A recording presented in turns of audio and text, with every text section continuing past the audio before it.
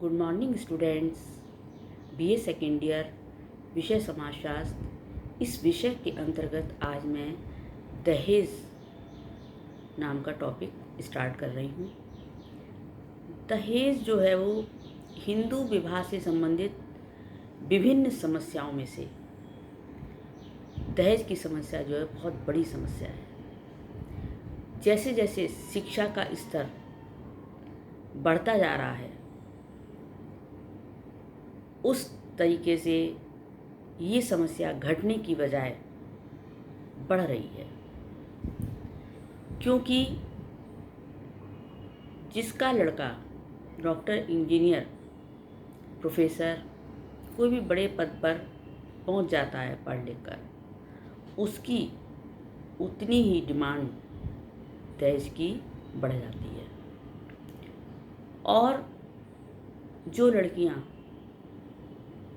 पढ़ी लिखी हैं लेकिन उनके माँ बाप के पास पैसा नहीं है, तो वो अपने मुताबिक वर नहीं प्राप्त कर पाती, क्योंकि उनके माता पिता के पास देने के लिए दहेज नहीं होता। तो इस तरीके से बच्चियों के साथ अन्याय होता है। दहेज प्रथा के बारे में फेयर चाइल्ड ने कहा है कि दहेज वो धन या संपत्ति है जो विवाह के अवसर पर लड़की के माता पिता या अन्य निकट संबंधियों द्वारा दी जाती है।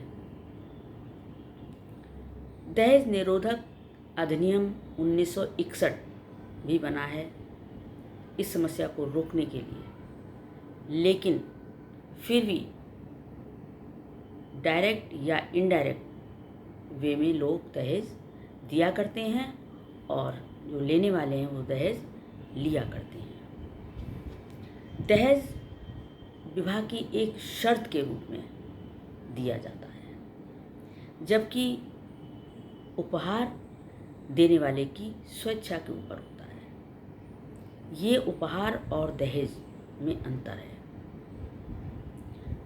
कभी कभी वर मूल्य एवं दहेज में अंतर किया जाता है। वर मूल्य क्या है? वर मूल्य जो वर के लड़के के माता पिता अपने बेटे की नौकरी के हिसाब से जो दहेज की डिमांड करते हैं या जो पैसे की डिमांड करते हैं वो वर मूल्य कहलाता है। और दहेज जो है वो माता पिता की स्वेच्छा से बिना मांगे अगर दिया जाए तो वो उपहार स्वरूप दहेज माना जाएगा।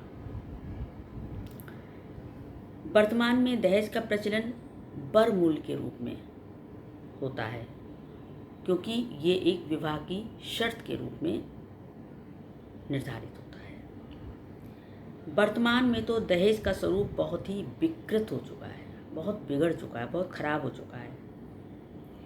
अब तो विवाह संबंध करते समय एक सौदेबाजी टाइप से हुआ करता है, और जिसके द्वारा माता पिता का शोषण किया जाता है वर पक्ष के द्वारा। सभी माता पिता विवाह के अवसर पर अपनी लड़की के लिए अपनी सामर्थ्य के अनुसार वस्त्र, आभूषण, धन, सोना चांदी दिया करते हैं, लेकिन आज इसका रूप बहुत बिगड़ चुका है। लड़कियों के परिवारजनों को दहेज जुटाने के लिए उधार भी लेना पड़ता है, ज़मीन जायदाद भी बेचनी पड़ती है, और विवाह, यहाँ तक कि विवाह अगर उनके पास नहीं है पैसा तो अयोग्य लड़कों के साथ विवाह करना पड़ता है। लड़कियों का विवाह आज की तारीख में एक गंभीर समस्या बन गया है।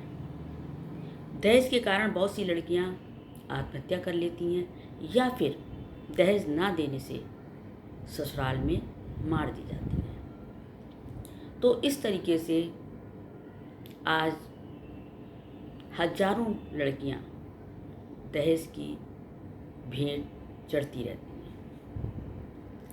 अब आता है कि दहेज के कारण क्या हैं। दहेज के बहुत से कारण हैं जिनको मैं पॉइंट्स में बताऊंगी। जीवन साथी चुनने का सीमित क्षेत्र। जब दहेज वाली बात आ जाती है, जब हमारे पास दहेज नहीं है देने को, तो जीवन साथी चुनने के लिए एक सीमित क्षेत्र रह जाता है कि हमें ऐसा ही लड़का चाहिए जिससे जो हमें डिमांड ना करे हमसे। दूसरी चीज़ बाल विवाह। बाल विवाह के कारण वर वधू का चुनाव उनके माता पिता के द्वारा किया जाता है और वे फिर दहेज की मांग करते हैं, जबकि अब बाल विवाह निषेध हो गया है। विवाह की अनिवार्यता। हिंदुओं में कन्या का विवाह अनिवार्य माना गया है। इसका लाभ उठाकर भी लोग दहेज की डिमांड करते हैं। कुलीन विवाह। अपने कुल में विवाह हो, ये भी एक मजबूरी होती है माता पिता की, इसलिए भी उन्हें दहेज देना पड़ता है। शिक्षा एवं सामाजिक प्रतिष्ठा। वर्तमान समय में शिक्षा एवं व्यक्तिगत जो प्रतिष्ठा का महत्व, प्रत्येक व्यक्ति अपनी कन्या का विवाह शिक्षित और प्रतिष्ठित परिवार में करना चाहता है, जिसके लिए उसे दहेज देना पड़ता है। धन का महत्व। वर्तमान समय में धन का महत्व भी बढ़ गया है। आज तो इसके आधार पर ही व्यक्ति की सामाजिक प्रतिष्ठा निर्धारित होती है।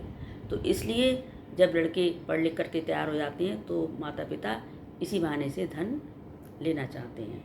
महंगी शिक्षा। शिक्षा बहुत महंगी हो गई है, बच्चे को पढ़ाने के लिए बहुत धन चाहिए, तो इसलिए भी वो धन की डिमांड बाद में करते हैं। प्रदर्शन द्वारा झूठी प्रतिष्ठा।